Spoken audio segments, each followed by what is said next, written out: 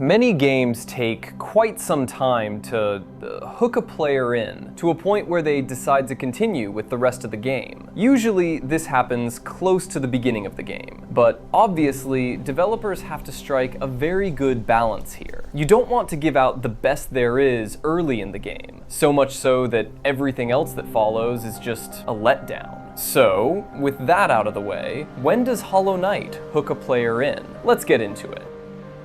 The original Hollow Knight, well, for me at least, picks up when Hornet appears in Green Path. It adds a little bit of a mystery, you know? It gives the player a little bit of energy to go on with the game. But still, I've heard some players say they gave up before even reaching Fungal Wastes, which leads me to the real hook of Hollow Knight. As much as the game starts off slow, when you reach the Fungal Wastes, you meet a certain boss fight that will change how you view the game. And trust me, this one fight will definitely hook you so strong that you'll push through the struggle that the game offers in other areas. And that boss fight is, obviously, the Mantis Lords. Not only is this a really good fight, but it's also well-paced. You get into a rhythm that you will really enjoy. But for Silksong, things are a bit different. And oh boy, is it a struggle to actually start enjoying the game. But Silksong 2 has a point where it picks up.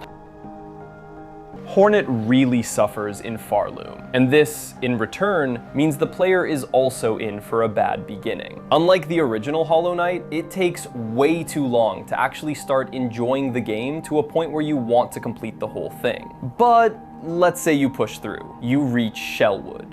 Trust me, you won't regret the suffering you endured along the way. Because there's a boss waiting for you here, and this boss will definitely hook you. And of course, I'm talking about Widow. I don't even know where to start here.